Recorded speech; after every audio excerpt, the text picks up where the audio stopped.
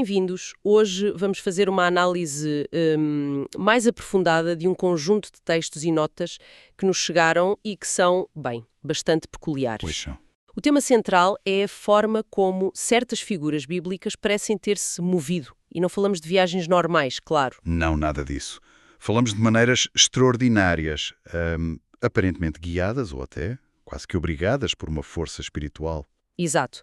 Temos aqui passagens que falam de profetas a serem transportados de repente, de Jesus a ser levado para o deserto Sim, depois do batismo. e até do apóstolo Paulo, que descreve as suas viagens como sendo em espírito ou ligado no espírito, coisas assim. Expressões fortes, sem dúvida. E a nossa missão nesta exploração é mesmo mergulhar nestas narrativas, mas vamos focar-nos numa linha interpretativa específica que está presente neste material que recebemos, Uma linha que insiste em que insiste em ver estes eventos como ocorrências concretas, físicas. não apenas, sei lá, figuras de linguagem ou símbolos. Percebo. Uma leitura bem literal. Exatamente. Então vamos tentar desempactar isto. O que é que significam realmente estas experiências? Ser movido, transportado, às vezes a palavra usada é arrebatado. E, segundo estas fontes que estamos a analisar, como é que isto se liga a ideias maiores, como a ressurreição, e não só a ressurreição final, mas uma espécie de ressurreição já a acontecer. Uma ressurreição ativa, talvez. Pode ser. E como se liga à própria intervenção divina. Bem, para começar, essa ideia de transladar é central nas fontes que temos, não é? É verdade. Não é uma palavra que usemos todos os dias, mas aqui refere-se a isso. Ser movido de um sítio para outro de forma sobrenatural. Quase instantânea. E as fontes dão exemplos claros disso. Sim, o exemplo mais óbvio que eles destacam vem do livro de Atos, capítulo 8. Fala de Filipe, o evangelista. Sim, o episódio com o eunuco etíope. Exato. Depois de Filipe lhe explicar as Escrituras e o batizar ali na estrada deserta, entre Jerusalém e Gaza, o texto diz que o Espírito do Senhor arrebatou a Filipe. E o eunuco não o viu mais. Pois. E logo a seguir, lemos que Filipe se achou em Azoto, que ficava tipo a uns 30 quilómetros dali. E a interpretação das fontes é clara. Não foi uma viagem rápida a pé ou de carroça. Foi, puf, desapareceu de um lado, apareceu no outro. Um translado físico. Exatamente. E esta ideia de transporte sobrenatural, segundo esta perspectiva que estamos a analisar, não é só do Novo Testamento. Não. Eles traçam uma linha até o Antigo Testamento. Precisamente. Mencionam especificamente profetas como Ezequiel.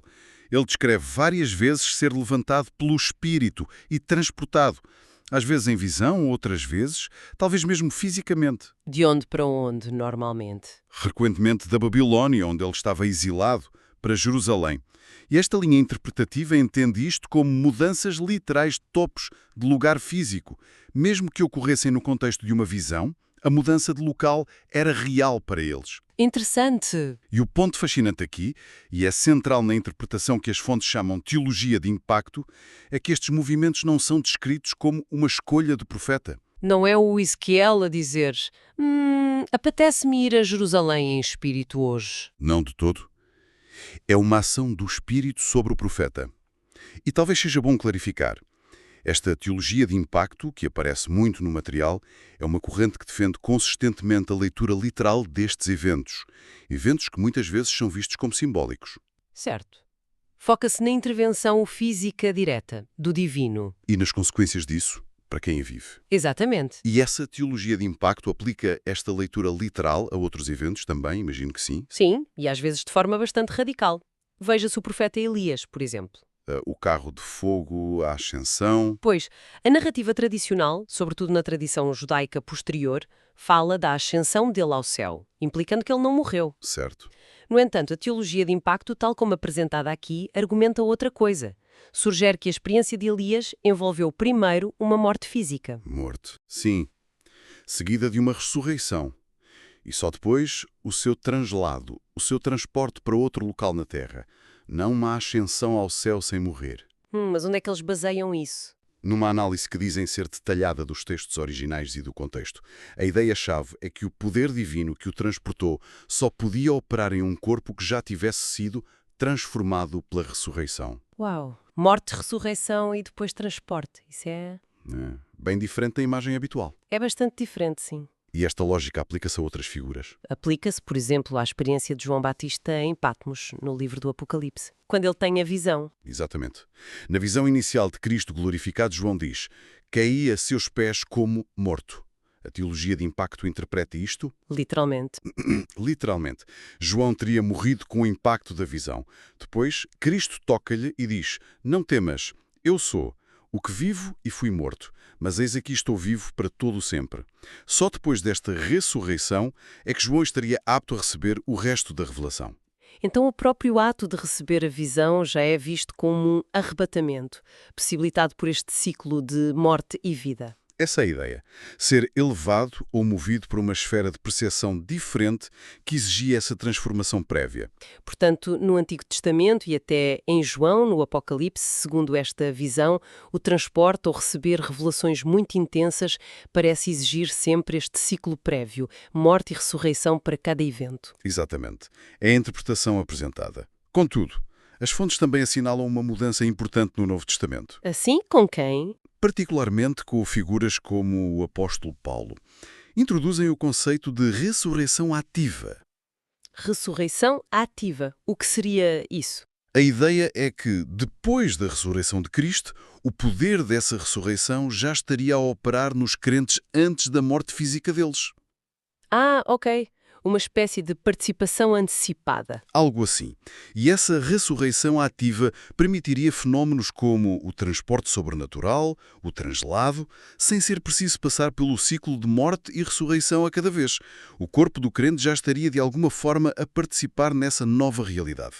Isso é complexo e leva-nos a outra passagem que as notas mencionam sobre Jesus. Sim, Logo após o batismo no Jordão, os evangelhos dizem que Jesus foi levado ou conduzido pelo Espírito ao deserto para ser tentado.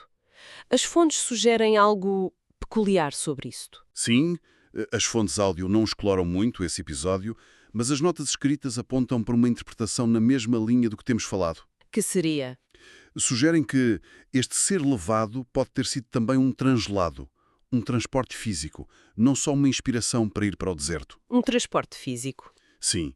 E mais, levantam a possibilidade de não ter sido algo que Jesus decidiu fazer, mas uma ação do Espírito sobre ele. A nota usa a expressão que ele deixou-se ser levado. Deixou-se ser levado. Isso implica quase uma força externa, não é?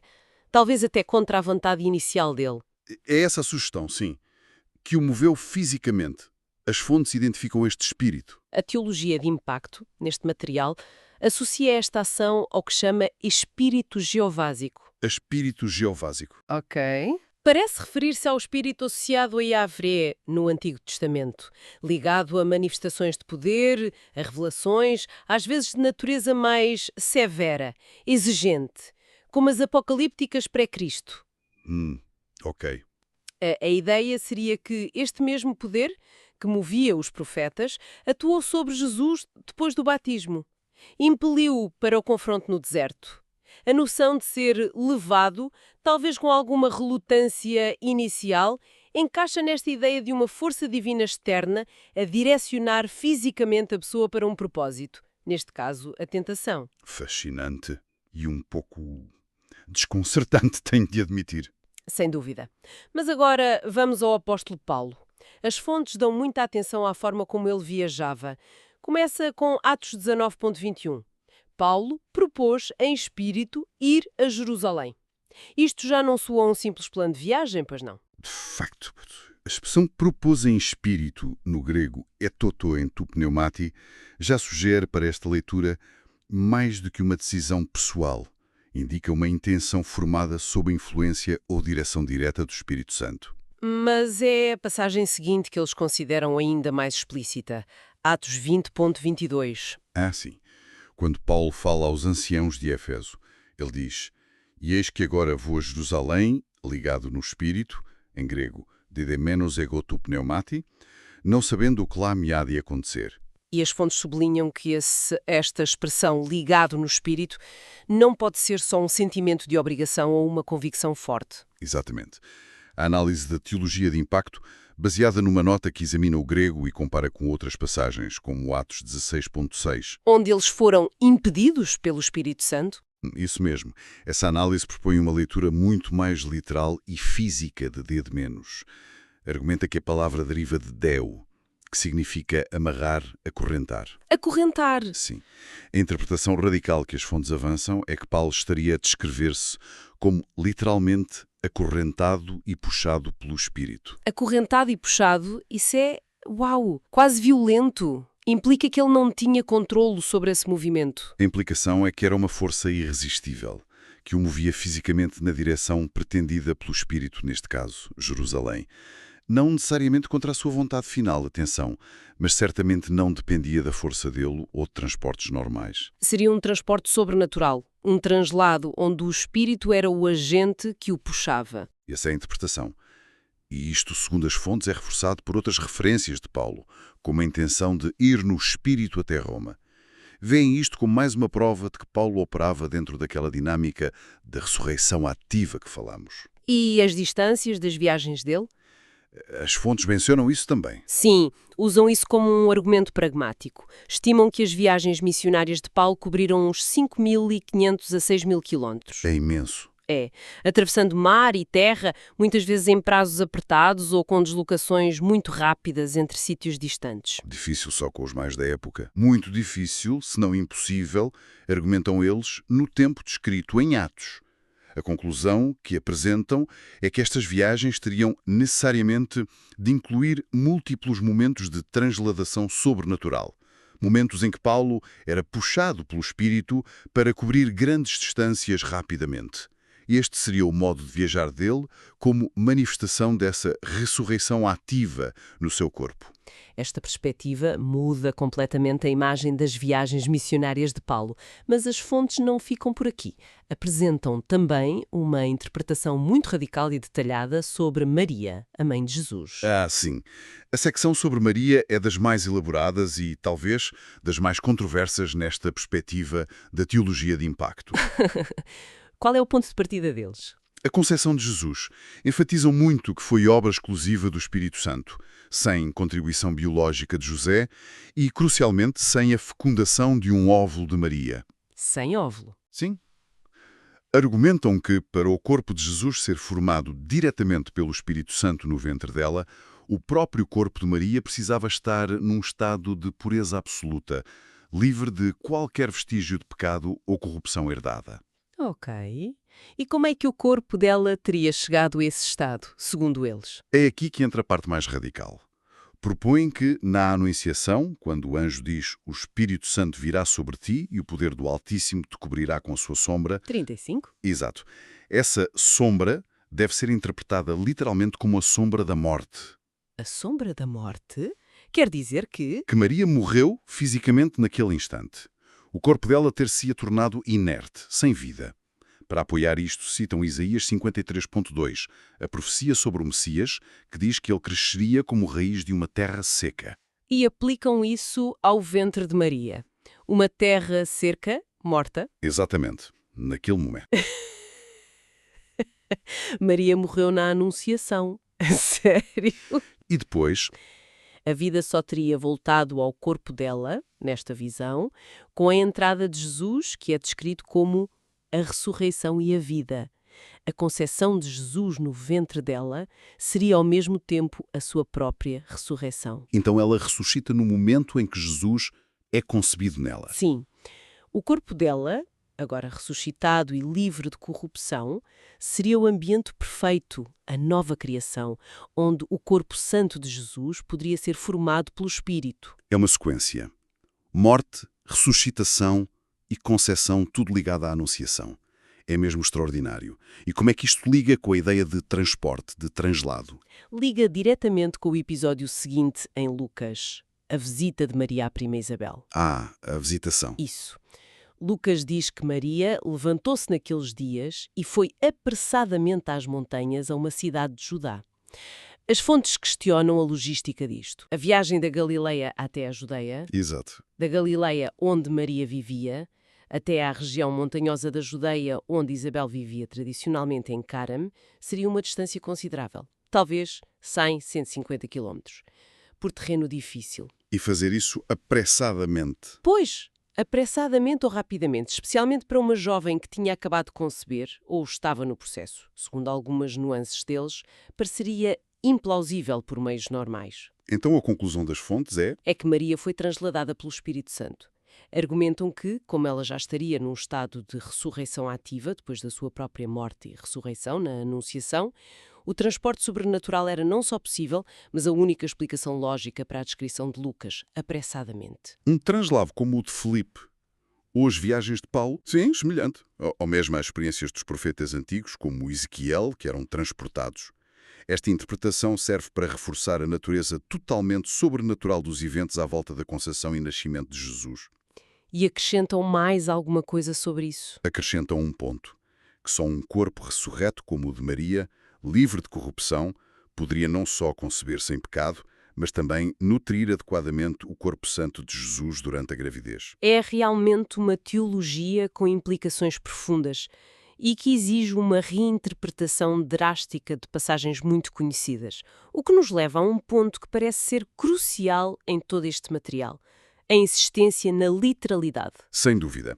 Esse é talvez o fio condutor mais forte na argumentação da teologia de impacto que estas fontes apresentam. Seja a morte e ressurreição de João em Patmos, Sim, a morte e ressurreição de Maria na Anunciação. físico de Elias, Filipe, Jesus a ser levado ao deserto.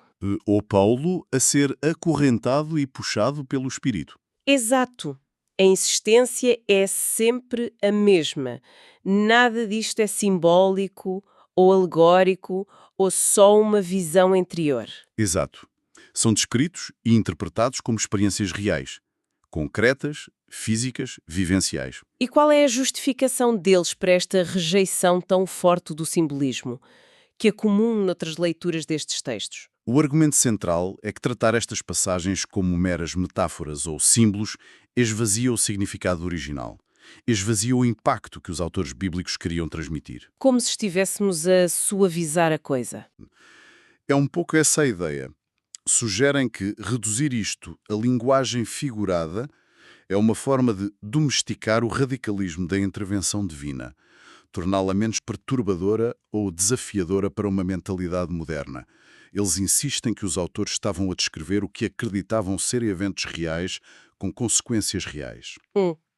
E a literalidade seria essencial para preservar o poder da narrativa bíblica, nessa visão. Sim, para preservar o poder e a singularidade dessa narrativa. É claro que esta abordagem desafia frontalmente muitas interpretações teológicas tradicionais e académicas. Claro. Sugere que o mundo conceptual e experiencial descrito na Bíblia, na perspectiva destas fontes, estava cheio de uma metafísica muito mais concreta, dinâmica, interventiva do que costumamos assumir. Abre questões sobre a interação direta entre o divino e o humano, que por vezes parece ser fisicamente impositiva. Exatamente. E levanta interrogações profundas sobre a própria natureza do corpo humano e do espírito, especialmente quando tocados por este poder de ressurreição ativa, que, segundo eles, já operava em certas figuras-chave, mesmo antes da morte final. Então, tentando sintetizar o que exploramos hoje a partir destas fontes específicas, temos uma interpretação que vê o transporte espiritual, o translado, como uma realidade física, experienciada por figuras bíblicas cruciais. Ligue estes transportes, de forma intrínseca, a experiências literais de morte e ressurreição, seja o ciclo completo, como em Elias ou João Batista, ou essa tal ressurreição ativa em Paulo e Maria. Desde os profetas antigos, passando por Jesus, Filipe, Paulo e Maria. Ser movido pelo Espírito adquire dimensões muito concretas, às vezes até, como vimos, compulsivas. Exatamente. A perspectiva da teologia de impacto, tal como a encontramos detalhada neste material, força uma reconsideração fundamental da natureza destas narrativas. Se aceitarmos a premissa de que não são simbólicas.